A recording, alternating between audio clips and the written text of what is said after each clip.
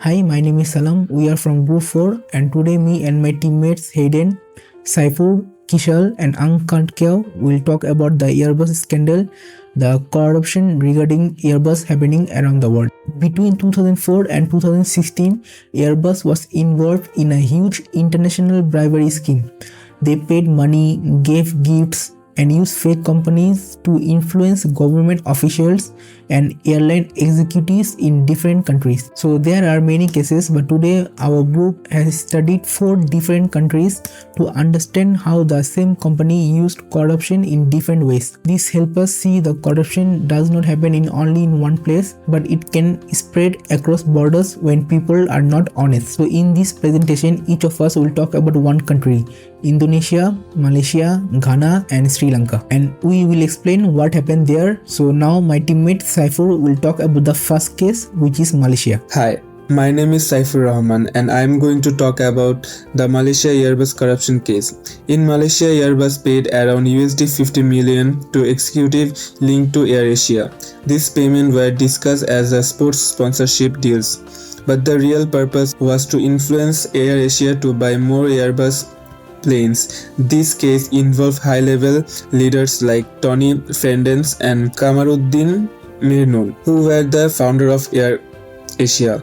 So how they were caught? The UK Serious Fraud Office (SFO) discovered fake agreement and payment to company with no real business. The sponsorship deals did not match normal business behavior, which raised suspicions. Later, emails and financial documents showed that the payment were used to influence aircraft purchase. What impact it caused for the company and normal citizen. For the company, this damaged AirAsia reputation, caused public anger, and raised questions about leadership integrity.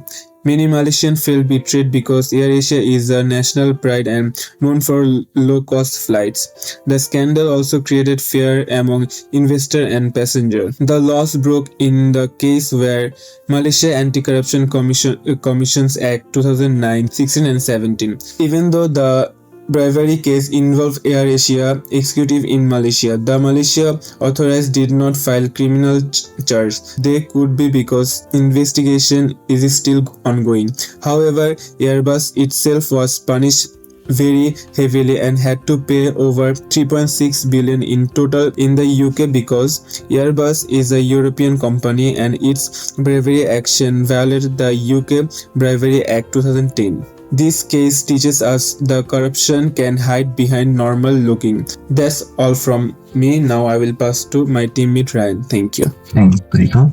My name is Ryan and I'm going to talk about the Garuda Indonesia Airbus corruption case. So in Indonesia's Airbus pride, the former CEO of Garuda Indonesia's Emir Saya Seta, he received 1.3 million USD dollars luxury items and expensive goods in exchange for choosing Airbus aircraft as their initial plan.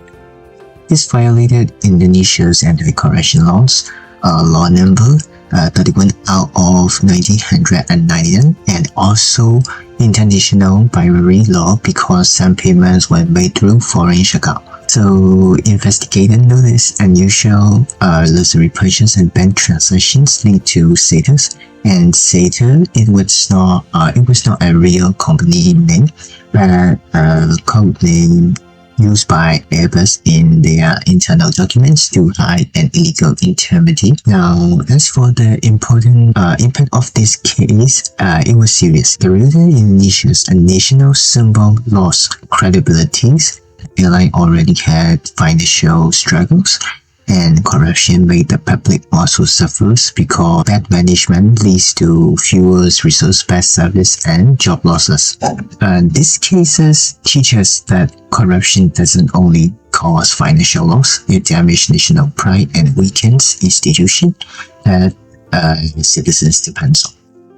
As for the punishments of Emir Sayed, Seta was convicted, sentenced to 8 years in prison from 2020 for bribery and money laundering related to aircraft engine purchase, and later received an additional sentence reported 5 years in 2024.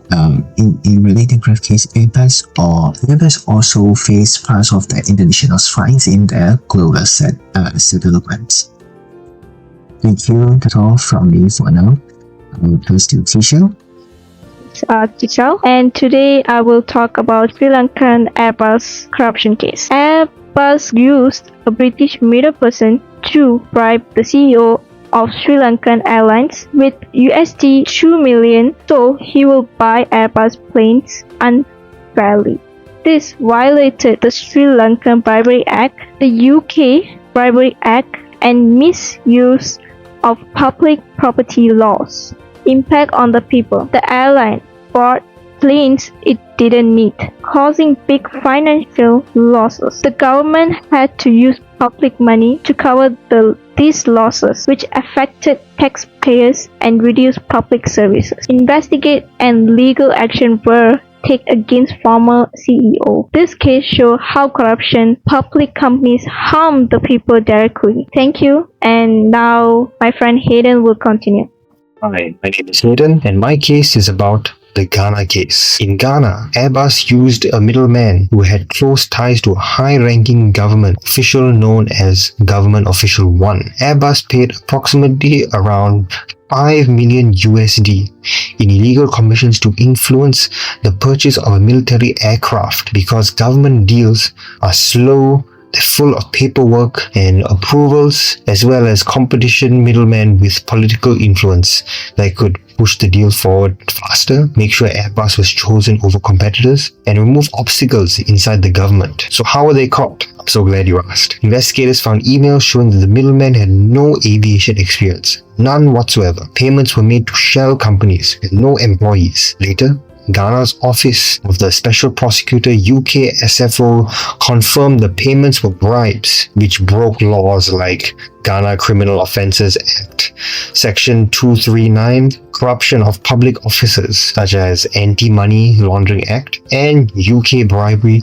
Act 2010. And out of all the cases, had the biggest impact because corruption in military equipment affects national safety. The money used for bribes, they could have been used for citizens, hospitals, education, and even improving our infrastructure. It also reduced Ghanaians' trust in the government. As for the punishment, the Ghanaian authorities did not publicly confirm any major criminal conviction against the top official. So not well-known political leader, senior official was officially found guilty and warned or punished in court at the local level. This case showed how corruption in military procurement can weaken the national security defense line and reduce our people's trust, fellow people, the citizens of this country, in political leaders. That's it from me now. I'll pass the conversation over to Salam. So as you can see, when we look at all these 4 cases, we can see a pattern. Corruption is not just a crime. It affects entire nation, weakness businesses, and also harm the ordinary people like us who rely on safe, and they lost our honest belief on the companies. And not only these 4 countries, as you can see here, there are more countries which also got the same treatment, same corruption, but all has the same and similar things that we already talked in these 4 cases. So after all these investigations and all this year, did Airbus change anything? Actually, Airbus did change many things because the government created more stricter rules. They replaced the top managers, improved compliance training for employees, and also publicly admitted wrongdoing. Government also began watching international companies more closely than last time. And to stop the corruption, companies now must follow strong ethical programs, protect whistleblowers, publish transparent reports, and also avoid using secret agents. So now after losing like 4 to 5 billion, not million, billion and everything, now they have learned a lesson, and hopefully they will be more honest on the upcoming years, and we can see less corruption from these Airbuses. So in conclusion, the Airbus scandal shows how corruption in one company can affect the many countries and their people. By learning from these cases, we can build a system where honesty, transparency and accountability are valued. If companies and leaders act with the integrity, then the people can trust the system that serves them. And at the end, I would like to say that ending corruption is not an easy task, but with strong laws, ethical leaders, and public awarenesses, it can be reduced. Thank you.